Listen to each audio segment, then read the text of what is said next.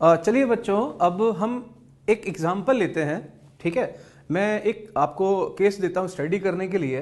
Suppose मेरे पास बच्चों 5 different colour की बॉल्स हैं या 5 डिफरेंट बॉल्स हैं, और सपोज उन बॉल्स का नाम है ball A, ball B, ball C, ball D and ball E.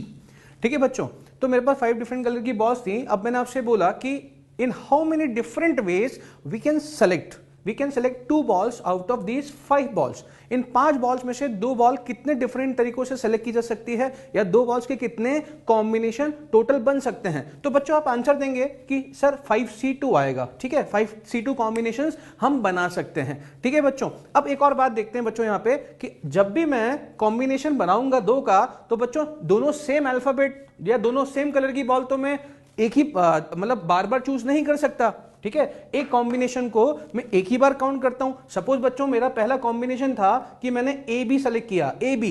ठीक है, तो बच्चों जब मैंने ए बी सेलेक्ट किया तो एक कॉम्बिनेशन आया, और सेम टाइम मैंने सी डी ई को छोड़ दिया। ऐसे समझिए, आपने ए बी उठाया, इस तरफ रखा, और आपने इस तरफ सी डी को छोड़ दिया। फिर बच्चों आपने इस तरफ क्या किया, एक और नया कॉम्बिनेशन बनाया। तो सपोज बच्चों एक कॉम्बिनेशन है ए सी, डिफरेंट कॉम्बिनेशन बना रहे हैं आप। तो बच्चों जैसे आपने ए सी डिफरेंट कॉम्बिनेशन इस तरफ रखा है, तो बच्चों इस तरफ आपके पास 3 बॉल्स फिर से छूटी हैं। ठीक है, देखिए बच्चों बी डी ई, और आपको ये पता होना चाहिए कि जो 3 बॉल का कॉम्बिनेशन पिछली बार आपने यहां छोड़ा था, इस बार वो कॉम्बिनेशन डिफरेंट है। ठीक है बच्चों, फिर आपने क्या किया, यहां पर आपने एडी बॉल अगर इस तरफ सेलेक्ट करके रखी, तो बच्चों इस तरफ फिर से आप 3 बॉल छोड़ रहे हैं। ठीक है, कौन सी 3 बॉल छोड़ रहे हैं, बी सी ई। ठीक है, तो बच्चों एक बात बताइए, अगर मैं ऐसे सारे कॉम्बिनेशंस 2-2 बॉल्स के सारे कॉम्बिनेशंस अगर बना बना के इस तरफ रखूंगा, तो every time I am leaving 3 balls of different combination.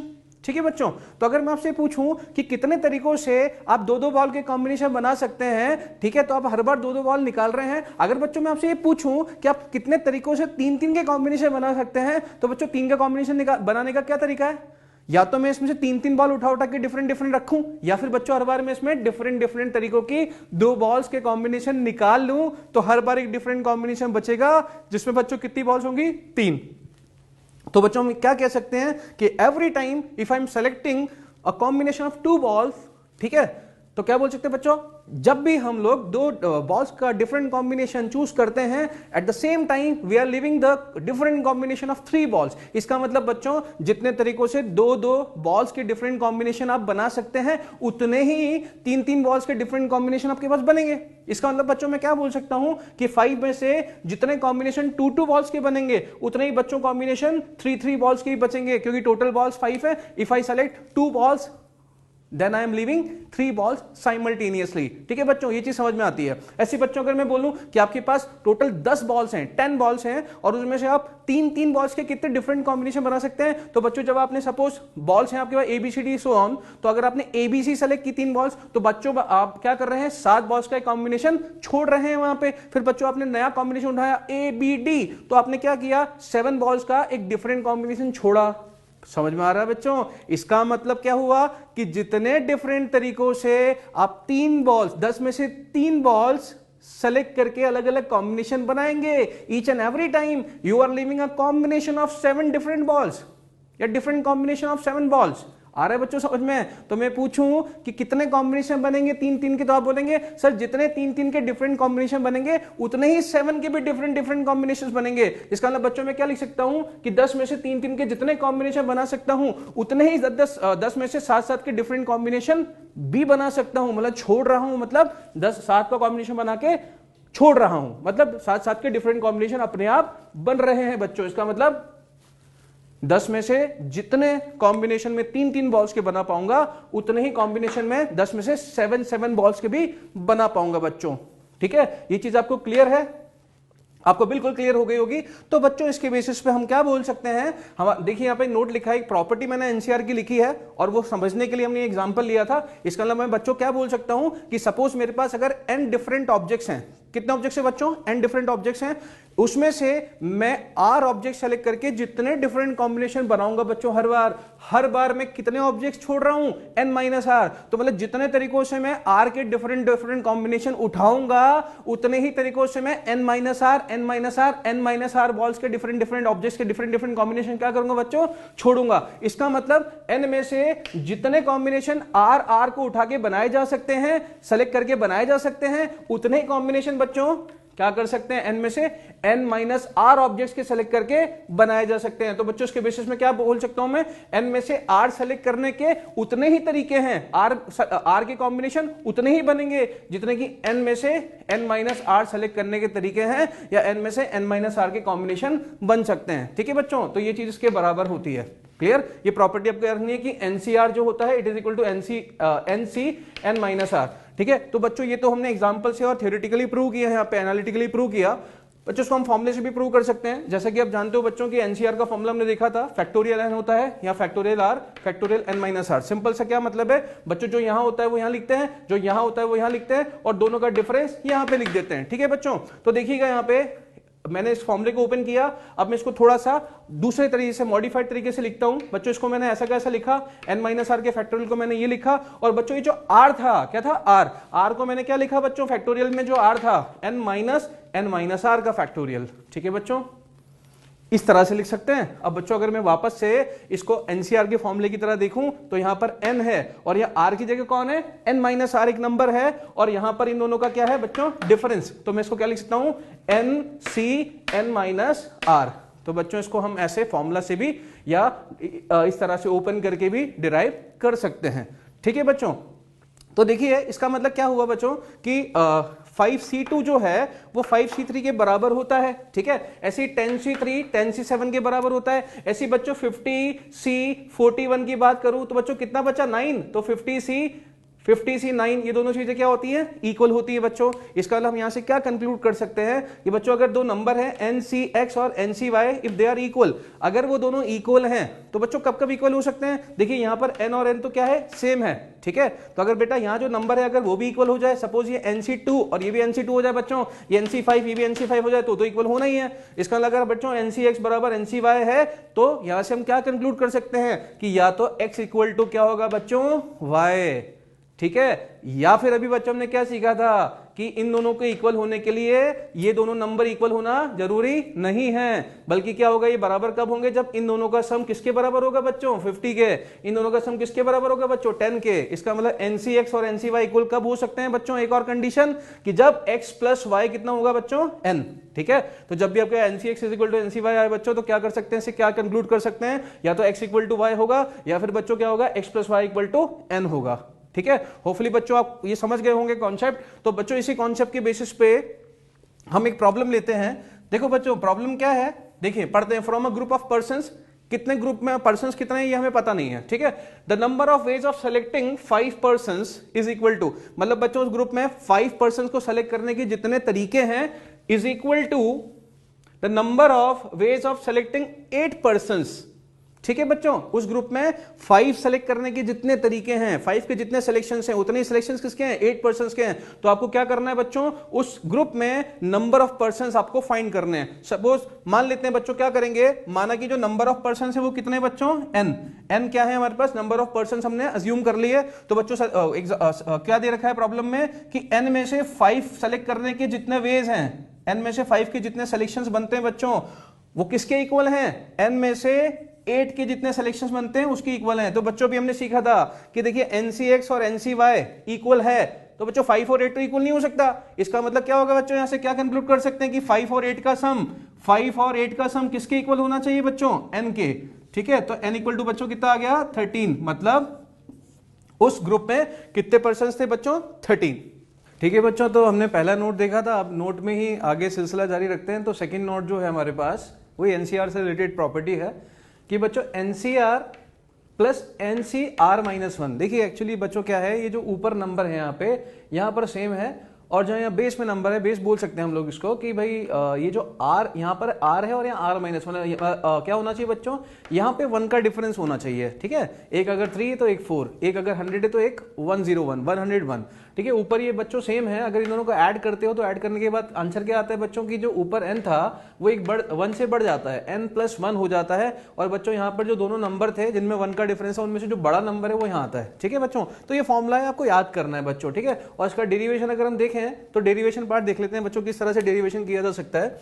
हमने क्या किया, एनसीआर को बच्चों लिख दिया फैक्टोरियल n माइनस आर का फैक्टोरियल फैक्टोरियल r, बच्चों फॉर्मुला ओपन किया, ठीक है बच्चों। ऐसे ही हमने एनसीआर माइनस 1 इनको सम करना है तो प्लस का साइन, और बच्चों यहाँ पर इसका फॉर्मुला ओपन किया फैक्टोरियल n, यहाँ पर फैक्टोरियल r माइनस 1, और बच्चों क्या होता है फैक्टोरियल में क्या करते हैं, दोनों का डिफरेंस, तो इसमें से ये सब्ट्रैक्ट किया बच्चों, देखो this n minus of r minus 1, ठीक है बच्चों। इसको आगे सॉल्व किया तो इसको तो मैंने ऐसा का ऐसा लिख दिया बच्चों बिना कुछ किए। और यहाँ देखते हैं बच्चों, यहाँ पर फैक्टोरियल n है, फैक्टोरियल r माइनस 1 है, और ये कितना हो जाएगा जब माइनस अंदर मल्टीप्लाई करेंगे बच्चों तो ये हो जाएगा n माइनस आर प्लस 1, ठीक है बच्चों, ये हो गया n माइनस आर प्लस 1। अब बच्चों क्या करना है, यहाँ पर मैंने देखा कि अगर सॉल्व करना है मतलब ऐड करना है, तो इस तरह की दो चीजों को ऐड करने के लिए क्या लेते हैं हम लोग, एलसीएम। और एलसीएम लेने के लिए हम कोशिश करें कि अपॉन में जो अपना डिनोमिनेटर है बच्चों उसमें कुछ ना कुछ चीज कॉमन तो आ जाए कम से कम, ठीक है। इतने सारे फैक्टोरियल फैक्टोरियल नजर आते हैं, तो बच्चों इसके लिए मैंने क्या किया, फैक्टोरियल आर दिखा, और इस तरफ क्या दिखा, फैक्टोरियल आर माइनस 1 एक कम दिखा, तो फैक्टोरियल में एक कम तो किया जा सकता है, ठीक है बच्चों। हमने देखा था प्रीवियस प्रॉपर्टीज में, ठीक है, जब हमने बात की थी कि बच्चों आर को अगर मैं बाहर ले लूंगा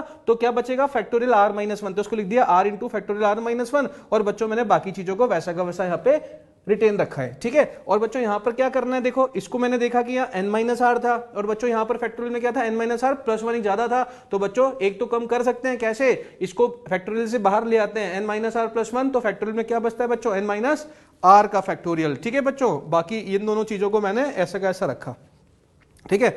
अब बच्चों देखो यहां पर इन दोनों में से कुछ कॉमन आ सकता है, देखिए फैक्टोरियल n जो है न्यूमरेटर में कॉमन आ रहा है बच्चों, और डिनोमिनेटर में अगर आप देखेंगे तो n माइनस आर का फैक्टोरियल और बच्चों r माइनस 1 का फैक्टोरियल, ये दोनों चीजें बच्चों कॉमन आ रही हैं, ठीक है। और जैसे ही बच्चों कॉमन लेंगे तो ये बचेगा यहाँ पर 1 अपॉन आर, यहाँ पे 1 upon n minus R plus 1, और बच्चों यहाँ पर जैसे मैंने एलसीएम लिया, ठीक है, इस चीज को बच्चों ऐसा चलने दीजिए ना, यहाँ पर एलसीएम लिया r, यहाँ पर n माइनस आर प्लस 1, ये दोनों चीजें एलसीएम मिली और यहाँ पर ये ऊपर चला गया, और बच्चों इतना तो आप कैलकुलेशन कर सकते हैं कि r से माइनस आर कैंसिल हो जाएगा बच्चों, तो यहाँ बचेगा n प्लस 1। अब समझिएगा बच्चों यहाँ पर n प्लस 1 बचा है और ये फैक्टोरियल n है, तो n प्लस 1 के साथ अगर फैक्टोरियल n मल्टीप्लाई करोगे बच्चों तो जो प्रॉपर्टी थी ये वाली अभी ऊपर लगाई थी कि बाहर आता है कम हो जाता है, ठीक है, सेम प्रॉपर्टी अगर यहाँ लगाओगे फैक्टोरियल n और n प्लस 1 से मल्टीप्लाई होगा तो बच्चों कितना हो जाएगा, फैक्टोरियल n प्लस 1, ठीक है बच्चों। और इसके अलावा अगर हम बात करें बच्चों, ठीक है, तो क्या था यहां पर नीचे r बच रहा है, देखिए बच्चों ये r है, इस r को किसके साथ लिख दिया, फैक्टोरियल r माइनस 1 के साथ, तो जो ऊपर प्रॉपर्टी उसकी थी उसकी रिवर्स प्रॉपर्टी लगाएंगे तो क्या हो जाएगा, फैक्टोरियल r हो जाएगा बच्चों, ठीक है। और बच्चों यहाँ पे क्या था, फैक्टोरियल n माइनस आर बाहर बच रहा था, और यहाँ क्या बच रहा था, n माइनस आर प्लस 1, देखिए ये बच रहा है, तो n माइनस आर प्लस 1 है बच्चों, और ये n माइनस आर है केवल, तो जब इसके साथ मल्टीप्लाई मतलब फैक्टोरियल के साथ ये मल्टीप्लाई होगा तो क्या हो जाएगा बच्चों, ये n माइनस आर प्लस 1 का फैक्टोरियल, किसका, n माइनस आर प्लस 1 का, तो बच्चों उसको क्या लिख सकते हैं, n माइनस आर प्लस 1 के फैक्टोरियल को क्या लिख सकते हैं, n प्लस 1 माइनस आर, इस तरह से लिख सकते हैं। और बच्चों अगर आप इसको ऑब्जर्व करोगे ठीक से तो ये क्या है, n प्लस 1 का फैक्टोरियल है, और यहाँ पर फैक्टोरियल r है बच्चों, और यहाँ पर क्या लिखा हुआ है, इन दोनों का क्या डिफरेंस देखिए, ठीक है, तो ये किसका फॉर्मूला बन जाएगा, n प्लस 1 सी आर का, ठीक है बच्चों, ये आप डिराइव कर सकते हैं, क्लियर। तो इसका मतलब क्या हुआ बच्चों, एक एग्जांपल छोटा सा लेके बताता हूं मैं आपको। मान लीजिए जैसे इस तरह से लिखा हुआ है बच्चों, ये 5c2 है और यहाँ पर 5c3 है, तो यहाँ पर देखिए दोनों तरफ ऊपर नंबर सेम है, यहाँ पर 1 का डिफरेंस है, तो बच्चों ये कितना हो जाएगा, एक ऊपर ज्यादा हो जाता है एक, और नीचे क्या ले लेते हैं, दोनों में से जो बड़ा है बच्चों वो ले लेते हैं 6c3, ठीक है बच्चों। इस तरह से हम इसको यूज कर सकते हैं। अब बच्चों इस पे एक प्रॉब्लम देखते हैं, ये प्रॉब्लम हमारे पास लिखी है यहाँ पे देखिएगा, 2c2 3c2 4c2 5c2 up to 99c2।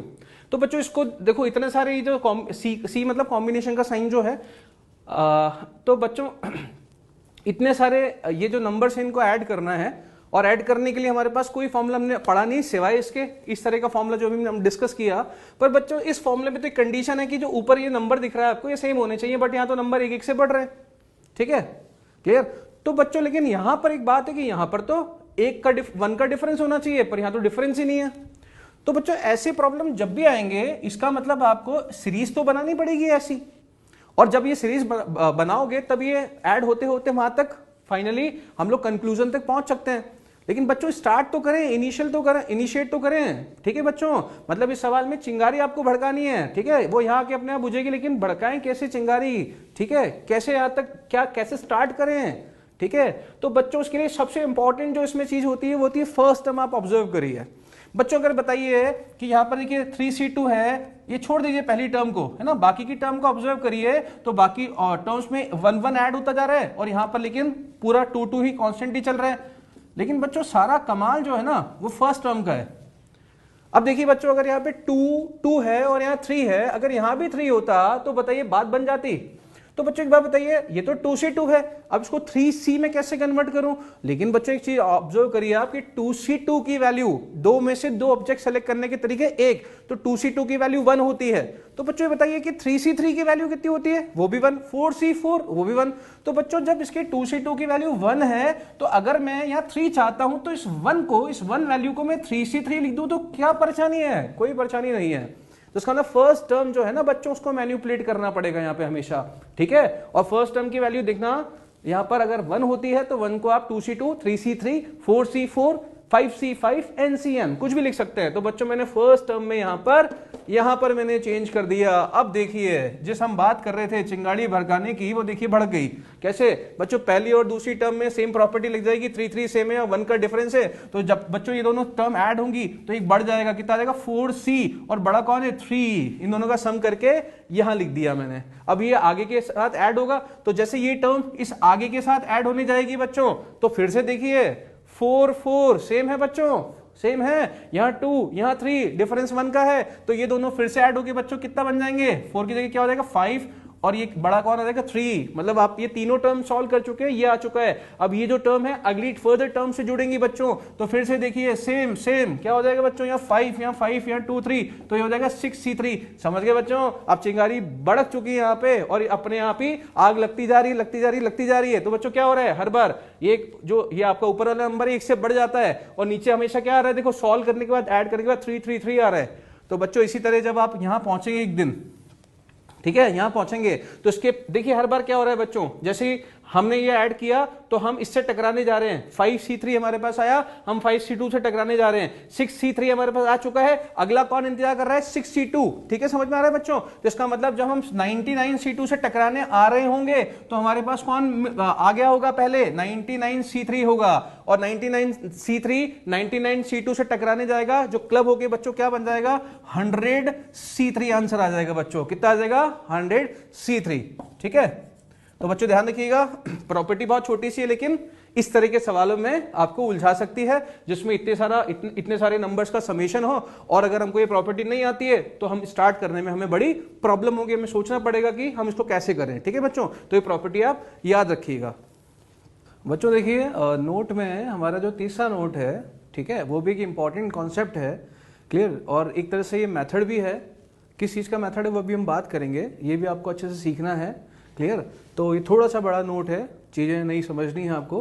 तो बच्चों देखिए सबसे पहले मैं आपको एक चीज़ बताता हूँ कि जब भी हम फैक्टोरियल एक नंबर का निकालते हैं, factorial 1, factorial 2, factorial 3, factorial 4, since ये नेचुरल नंबर्स का प्रोडक्ट होता है तो उसका मतलब ये हुआ कि जो फैक्टोरियल n की वैल्यूज आती हैं वो भी एक नेचुरल नंबर होती हैं, जैसे फैक्टोरियल 4 24, फैक्टोरियल 5 120। ठीक है, और बच्चों फैक्टोरियल 6 होता है 720।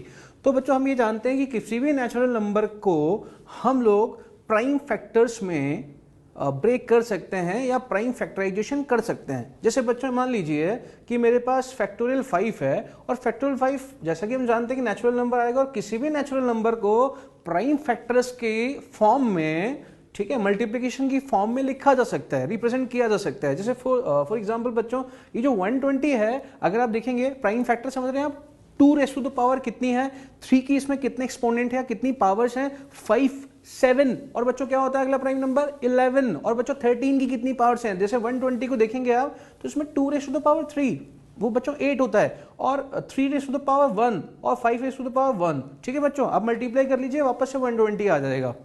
क्लियर, इसका मतलब हम किसी भी नेचुरल नंबर को सिंस प्राइम फैक्टर्स की फॉर्म में ब्रेक कर सकते हैं, मतलब 2 raise to the power something into 3 raise to the power something into 5 raise to the power something और into 7 raise to the power something 11 raise to the power something. ठीक है बच्चों, तो प्राइम नंबर्स के कुछ एक्सपोनेंट्स के exponents लिख के और उनकी प्रोडक्ट की फॉर्म में इस नंबर को हम रिप्रेजेंट कर सकते हैं बच्चों, ठीक है। तो बच्चों यहां इस चीज का क्या मतलब है, तो देखिए एक्चुअली क्या है बच्चों, जब भी हम कोई किसी नंबर n का फैक्टोरियल निकालते हैं, ठीक है, तो चूंकि हम अभी डिस्कस किया फैक्टोरियल n वो बहुत बड़ा नंबर भी हो सकता है। अगर फैक्टोरियल 13 निकालेंगे तो it will be a very large number, ठीक है। तो फैक्टोरियल n जो है, जब हम वो नंबर फाइंड करेंगे, फैक्टोरियल n का वैल्यू निकालेंगे, तो उस नंबर में 2 रेज़ टू द पावर कितना है, 2 की पावर कितनी है, 2 का एक्सपोनेंट कितना है, वो हमें फाइंड करना है। तो बच्चों एक तरीका तो ये कि हम हमेशा फैक्टोरियल n, मान लीजिए फैक्टर 13 है, उसकी वैल्यू निकालें, फिर हम फैक्टराइज करके देखें कि उसमें 2 का कितना एक्सपोनेंट आता है। बच्चों वो तो बहुत लॉन्ग मेथड है। तो देखिए उस तरह की प्रॉब्लम्स को डायरेक्ट करने के लिए बच्चों हमारे पास एक फॉर्मूला है, हमारे पास एक मेथड है। वो क्या है कि बच्चों अगर हमें देखिए p एक प्राइम नंबर है, प्राइम नंबर मतलब क्या, 2 हो सकता है, 3 हो सकता है, 5, 7, 11, 13 जो हमने डिस्कस किया। तो किसी भी नंबर फैक्टोरियल n में, n कोई नंबर है तो उसके फैक्टोरियल में p का कितना पावर, p का कितना एक्सपोनेंट आएगा, अगर हमें वो फाइंड करना है, ठीक है। p is a prime number, then exponent of p in factorial n, बच्चों कितना आएगा फैक्टोरियल n में उसका p का एक्सपोनेंट, वो निकालना है। तो उसके लिए बच्चों हमारे पास एक ये डायरेक्ट मेथड, एक डायरेक्ट फॉर्मूला है। उसमें क्या करते हैं, देखिए ये है बॉक्स का साइन, ठीक है। अब बॉक्स क्या होता है वो हम डिस्कस करेंगे, फिलहाल बस आप ये देखिए कि ये बॉक्स है और यहां मैंने लिखा है n, n मतलब जिस नंबर का फैक्टोरियल हम बात कर रहे हैं, ठीक है, वो नंबर n, और जिस प्राइम नंबर का हमें पावर निकालना है, एक्सपोनेंट निकालना है, वो प्राइम नंबर की पावर 1, p की पावर 1 हम यहां रखते हैं, ठीक है, p raise to the power 1। फिर क्या करते हैं बच्चों, प्लस, फिर यहां पे फिर से बॉक्स का साइन है बच्चों, ठीक है। अब बॉक्स क्या है फिर अभी डिस्कस करेंगे, सोचना नहीं है आपको बिल्कुल भी, है ना, ठीक है, बस जो बोल रहे हैं वो सुनते रहिए। यहां पर n और बच्चों यहां पे p raise to the power 1 था, यहां p raise to the power 2 हो जाएगा, मतलब p स्क्वायर हो जाएगा, फिर प्लस, फिर से बॉक्स, फिर n अपॉन बच्चों p क्यूब, प्लस अगला क्या आएगा सोचो, box of n upon p raise to the power 4 plus n upon बच्चों बॉक्स, बॉक्स पहले बॉक्स, फिर क्या आएगा बॉक्स के अंदर n upon p raise to the power 5। ऐसा कब तक करते रहेंगे बच्चों, जब तक कि ये जो लास्ट वाला आपका बॉक्स आएगा, सोचना नहीं है आपको बॉक्स क्या होगा, अभी बात करेंगे, बस आप ये याद रखिए कि ये तब तक करेंगे जब तक जो लास्ट वाला जो बॉक्स आप लिख रहे हैं, जहां तक देखिए वहां तक चलते रहना है जब तक ये जो बॉक्स आप लिख रहे हैं उसकी वैल्यू 0 ना हो जाए। अब ये 0 कैसे होती है वो अभी बच्चों देखते हैं, ये बॉक्स क्या है। देखिए तो बच्चों ये जो बॉक्स का साइन है, ठीक है, इस साइन को हम बोलते हैं ग्रेटेस्ट इंटीजर फंक्शन, ठीक है बच्चों, ये होता है ग्रेटेस्ट इंटीजर फंक्शन।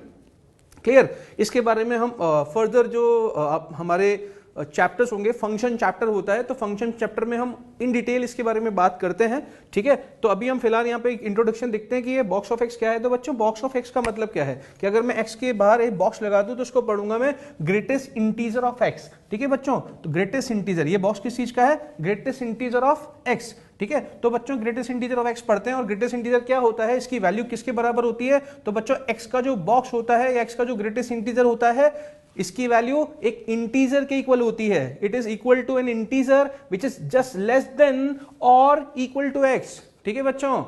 अगर एक्स का बॉक्स निकालना है तो वो किसके बराबर आएगी वैल्यू, वो एक इंटीजर होगा जो कि क्या होगा, या तो एक्स की इक्वल होगा या एक्स से जस्ट छोटा होगा, एक इंटीजर, ठीक है, इंटीजर होगा बच्चों। जैसे फॉर एग्जांपल 7.2 देखते हैं, तो 7.2 का बॉक्स बच्चों क्या होगा, बोल के देखो, बोल के देखो, it is an integer which is equal to 7.2 और जस्ट लेस देन 7.2। तो बच्चों इंटीजर 7.2 इंटीजर तो होता नहीं है, इसका मतलब से जस्ट छोटा वाला इंटीजर क्या होगा, 7। तो बच्चों बॉक्स ऑफ 7.2 की वैल्यू क्या आएगी, 7। बच्चों 0.6 का बॉक्स, जिसका मतलब 0.6 का बॉक्स क्या होगा, एक इंटीजर होगा जो या तो इसके बराबर है, बच्चों इसके बराबर तो इंटीजर हो नहीं सकता 0.6 के बराबर, या इससे जस्ट छोटा, जस्ट छोटा, तो जस्ट छोटा क्या आएगा बच्चों, 0, ठीक है बच्चों। माइनस का 2.3, माइनस का 2.3 की बात करते हैं अगर बच्चों, तो माइनस 2.3 का बॉक्स क्या आएगा, माइनस 2.3 भी एक नंबर है, उससे जस्ट छोटा, क्योंकि ये तो इंटीजर है नहीं बच्चों, तो इससे जस्ट छोटा इंटीजर क्या होता है, बना के देखिए नंबर लाइन पे, माइनस का 3। और बच्चों 5 का बॉक्स, 5 का बॉक्स क्या होगा, 5 का बॉक्स होगा एक इंटीजर जो कि less than, just less than और इक्वल टू 5 है बच्चों। अब चूंकि बच्चों 5 खुद ही एक इंटीजर है, तो इसका बॉक्स क्या हो जाएगा, खुद 5 ही हो जाएगा। और बच्चों 0 का बॉक्स जो होगा, 0 भी खुद एक इंटीजर है, तो इसका बॉक्स कितना हो जाएगा, 0 हो जाएगा बच्चों, ठीक है। तो आप ये समझ के 0 बॉक्स कैसे निकालते हैं। तो बच्चों इसका यूज कैसे करते हैं इस कॉन्सेप्ट का, वो एक प्रॉब्लम से देखते हैं। देखिए बच्चों मान लीजिए कि ये हमारे पास फैक्टोरियल 100 है, ठीक है, और फैक्टोरियल 100 की वैल्यू निकाल के उसके बाद फर्दर फैक्टर करने के बाद हमने इसको ये प्राइम फैक्टर्स की प्रोडक्ट की फॉर्म में लिखा हुआ है, ठीक है, कि भाई फैक्टोरियल 100 की जो वैल्यू होती है वो किसके इक्वल होती है, 2 की power something, 3 raise to the power something, 5 raise to the power something, 7 raise to the power something, 11 raise to the power something, so on. ठीक है, तो बच्चों हमें क्या करना है, अगर ऐसा दे रखा है तो हमसे पूछा गया है कि find the value of R1 plus R2 plus R3। तो बच्चों ये R1 क्या है, तो R1 है कि फैक्टोरियल 100 के जो प्राइम फैक्टर्स हमने किए हैं उस प्राइम फैक्टराइजेशन में 2 का एक्सपोनेंट कितना है वो R1 है। तो बच्चों अल्टीमेटली R1 कैसे निकालना है, क्या करना है कि 2 एक नंबर है, प्राइम नंबर, और उसका एक्सपोनेंट हम निकाल रहे हैं किस पे, फैक्टोरियल 100 में। तो बच्चों ये जो कॉन्सेप्ट हमने यहाँ पे सीखा है, ठीक है, क्या बताता है कि अगर हमें P एक प्राइम नंबर का एक्सपोनेंट निकालना है फैक्टोरियल n में, तो हम n अपॉन p स्क्वायर इनके बॉक्सेस का सम निकालते हैं बच्चों। ठीक है, तो अगर हमें क्या करना है यहाँ पे फैक्टोरियल 100 में निकालना है R1 2 का एक्सपोनेंट, तो बच्चों R1 कितना आ जाएगा, यहाँ पर n की जगह 100 हो जाएगा, और क्या है प्राइम नंबर 2, तो 2 रेज़ टू द पावर 1 लिखेंगे और ये बॉक्स का साइन बनाएंगे बच्चों। ठीक है, फिर आगे क्या करेंगे बच्चों, वही लिखेंगे और 2 की पावर 2 बनाएंगे, 2 रेज़ टू द पावर 2 बनाएंगे बच्चों, फिर बॉक्स लगाएंगे, प्लस आगे क्या करने वाले हैं बच्चों हम लोग 100 upon 2 raise to the power 3, कब तक करना है बताया था यहाँ पे, टिल इट बिकम्स 0। तो आप बच्चों ये इंपॉर्टेंट चीज है कि आपको ये बॉक्सेस को रोकना कब है, उसके लिए आपको वैल्यूज के बारे में बात करनी पड़ेगी। तो बच्चों यहाँ देखिए 100 अपॉन 2 50, और 50 का ग्रेटेस्ट इंटीजर या बॉक्स खुद 50 होगा, तो यहाँ बच्चों यहाँ 50 लिख दिया हमने। ठीक है, और बच्चों यहाँ 100 अपॉन ये कितना होगा 4, दैट इज 25 इंटीजर है उसका बॉक्स 25 ही होगा बच्चों। और यहाँ पे बच्चों 100 अपॉन 8 अगर देखते हैं आप 100 अपॉन 8 दैट इज 12.5, तो बच्चों 12.5 का बॉक्स ग्रेटर इंटीजर क्या होगा, जस्ट छोटा वाला इंटीजर दैट इज 12। ठीक है बच्चों, अभी 0 नहीं बनाए। उसके बाद 2 रेज़ टू द पावर 4 लिखा बच्चों, तो 100 upon 16, 100 upon 16 is what, 6 point something. If it is 6 point something, then the box of this number is equal to what बच्चों, 6। और इट इज 100 अपॉन 32, 100 में जब 32 को डिवाइड करोगे you will get 3 point something, and 3 point something का box बच्चों समझ गए होंगे, 3 पॉइंट समथिंग का बॉक्स जस्ट छोटा वाला इंटीजर इज 3 बच्चों। यहाँ पर क्या लिख दिया हमने 3। अब बच्चों यहाँ देखो 100 अपॉन, अब आगे बढ़ते हैं क्योंकि 0 नहीं बना है तो आपको लिखते रहना है, तो 2 की power 6, 2 raise to the power 6 हो जाएगा 64। 100 अपॉन 64 कितना होगा बच्चों, 100 upon 64 is 1 point something, and the box of 1 point something कितना होगा स्टूडेंट्स, 1 point something का बॉक्स will be 1। तो बच्चों यहाँ तक हम 1 पे आ गए, हमने फिर पावर एक रेस की, एक बढ़ाई 2 रेज़ टू द पावर 7 किया, तो बच्चों 100 अपॉन 128। बच्चों 100 में जब 128 का जब डिवाइड करोगे तो आंसर 1 से छोटा आएगा, answer will be 0 point something। कितना आंसर आएगा बच्चों उसका, 0 point something, and 0 point something का बॉक्स 0 point something से जस्ट छोटा इंटीजर क्या होगा बच्चों, 0। इसका मतलब ये वाला बॉक्स 0 हो चुका है, तो हमको यहाँ पर कैलकुलेशन रोक देनी है, आगे फर्दर 2 की power 2 raise to the power 8, 2 raise to the power 9 नहीं लिखना है। ठीक है बच्चों, तो ये जो आपके पास वैल्यूज आई इन सबको ऐड करके वी विल गेट R1 की वैल्यू 97। इसका मतलब जब इस फैक्टोरियल 100 को फैक्टोरियल 100 के प्राइम फैक्टराइजेशन किए जाते हैं तो यहां पर 2 का जो एक्सपोनेंट आता है, 2 की जो पावर आती है बच्चों कितनी आती है, 97। ठीक है, इस तरह से निकालते हैं बच्चों। में फर्दर और भी पूछा है, R2 पूछा है, तो मतलब 3 raise to the power R2 मतलब 3 का एक्सपोनेंट कितना है, तो बच्चों similar fashion we can find the exponent of 3 also. तो बच्चों अगर मैं R2 निकालूंगा तो क्या करेंगे, फिर से बॉक्स का साइन बनाएंगे बच्चों, n की जगह 100 लिखेंगे। अब यहाँ पे 3 का एक्सपोनेंट निकाल रहे तो 3 raise to the power 1, 3 raise to the power 2, 3 raise to the power 3, 3 raise to the power 4, 3 raise to the power 5। बच्चों जब तक 0 नहीं हो जाता वो आप मेरे ख्याल से देख सकते हैं। देखिए बच्चों यहाँ था, जैसे ये तो कर लेंगे बच्चों, ये 100 upon 3 that is 33 point something, तो बॉक्स कितना आएगा 33 आ जाएगा। 100 अपॉन 9 बच्चों कितना आ जाएगा 11 पॉइंट समथिंग, तो box will be 11, isn't it. और बच्चों यहाँ पर 100 upon 27, 100 upon 27 is what, 100 upon 27 is 3 point something, the box will be 3, isn't it? अभी 0 नहीं बना बच्चों, आगे बढ़ना है। 100 upon 3 raised to the power 4, 3 raised to the power 4 is 81, 100 upon 81 is what, 1 point something, और बच्चों 1 point something का box is again 1, isn't it? Next we will go for 3 raised to the power 5। बच्चों 100 upon 3 raised to the power 5, 100 से भी बड़ा number होता है बच्चों, ठीक है। और अगर 100 में 100 से बड़े नंबर का डिवाइड करोगे तो आपके पास आंसर क्या आएगा 0 पॉइंट समथिंग, और 0 पॉइंट समथिंग का बॉक्स निकालोगे बच्चों क्या आएगा 0। मतलब अब ये बॉक्स यहाँ आके 0 बन गया है, इसका मतलब हमें फर्दर और बॉक्सेस नहीं लेने हैं और पावर्स रेज नहीं करनी है। तो बच्चों ये सारे आंसर हम जोड़ते गए तो हमारे पे ऐड करके कितना आ गया 48, मतलब R2 कितना आ गया बच्चों 48, isn't it? मतलब यहां पर 3 का जो एक्सपोनेंट आएगा इसके फैक्टर करने पर वो कितना आएगा 48 आएगा बच्चों। ऐसे ही बच्चों क्या आएगा R3 मतलब यहाँ पे 5 का एक्सपोनेंट निकालना है बच्चों। सेम मेथड क्या करेंगे 100 या 5 का निकाल रहे हैं एक्सपोनेंट, 5 की पावर 1, 5 की पावर 2, और बच्चों ये देखो 5 की पावर 2 कितना होता है 25, 4/25 समझ में आ रहा है बच्चों, इसका ना 100/25, सॉरी बच्चों ज्यादा तेज हो गया, तो 100/5 कितना हो गया बच्चों 20, ठीक है ये लिखा बच्चों। 100/25 कितना हो गया 4, ये हो गया बच्चों। 100/125, 100/125 is again what 0 point something and the box of 0 point something is 0, तो यहाँ बच्चों रुक जाना है, तो हमारे पास R3 की वैल्यू कितनी आ जाएगी 24, isn't it? तो we have got values of R1, R2, R3, तो बच्चों इन सबको ऐड कर देंगे यहाँ पे, तो you will get the answer that is 169, isn't it? ठीक है, find the number of cyphers, ठीक है। साइफर्स आप जानते होंगे, साइफर मतलब होता है 0, ठीक है, साइफर मतलब 0। तो बच्चों we have to find the number of ciphers at the end of factorial 100। इसका मतलब क्या है कि suppose if I find the value of factorial 100, obviously it will be a very very large number. So suppose a number is like this, suppose कोई number हम consider करते हैं 210, ठीक है बच्चों। हमें निकालना क्या है कि फैक्टोरियल 100 जो है, when I calculate this, then what will be the number of ciphers at the end of this number, ठीक है। तो इस नंबर के लास्ट में कितने जीरो आ रहे होंगे ये हमसे पूछा है। तो बच्चों देखिए जैसे हमने कोई नंबर लिया तो उसके लास्ट में कितने जीरो आ रहे हैं 1, तो हम इंपॉर्टेंट चीज ये देखेंगे ये जीरो बनता कैसे लास्ट वाला, ये बनता जब बच्चों उसके फैक्टर करेंगे तो उसके फैक्टर करने पर एक फैक्टर 10 आएगा। 10 कितनी बार फैक्टर में आएगा, एक बार, इसलिए लास्ट में एक ही जीरो आ रहा है। सपोज बच्चों एक नंबर लेते हैं 3600, तो बच्चों उसको लिखेंगे 36 × 10⁻², तो 10 के टोटल कितनी पावर, कितने एक्सपोनेंट आएंगे, उतने ही लास्ट में जीरो नंबर ऑफ साइफर्स आपको दिखेंगे, ठीक है बच्चों। तो कुल मिला के बात यह है कि हम ये निकाल लें कि किसी नंबर को फैक्टर करने पर 10 के मैक्सिमम कितने एक्सपोनेंट्स या 10 की कितनी पावर्स हमारे पास फैक्टर बन सकती है बच्चों, उतने ही लास्ट में नंबर ऑफ साइफर्स आएंगे। और बच्चों की इंपॉर्टेंट बात यह है कि किसी भी नंबर के फैक्टर करने पर 10 कैसे बनेगा बच्चों, 10 बनता है जब एक बार 2 और एक बार 5 आपस में मल्टीप्लाई होते हैं तो इट विल गिव 10, ठीक है बच्चों। तो इसका मतलब ये हुआ कि अल्टीमेटली कितने 10 बनेंगे इस बात पे डिपेंड करेगा कि इसके फैक्टर करने पर कितने 2 और कितने 5 आएंगे, और एक 2 और एक 5 के कॉम्बिनेशन से वी विल गेट 110, ठीक है, 1 टाइम 10, ठीक है। तो बच्चों इसका मतलब ये हुआ कि पहले मैं निकाल लूं कि फैक्टोरियल 100 जो है बच्चों मेरे पास उसमें 2 के कितने एक्सपोनेंट हैं। तो बच्चों देखिए इस तरह से लिख सकते हैं, अभी हमने यहाँ पर फैक्टोरियल 100 में सारे एक्सपोनेंट निकाले थे प्रीवियस प्रॉब्लम में, तो यहाँ 2 बच्चों 97 हो रहा है। कितना हो रहा है बच्चों 97, और वैसे 3 से हमें कंसर्न नहीं, बट स्टिल हम निकाल चुके, तो लिख लेते हैं बच्चों 3 का एक्सपोनेंट कितना आया था 48, और बच्चों 5 का कितना आया था जिसमें हम इंटरेस्टेड हैं वो है 24।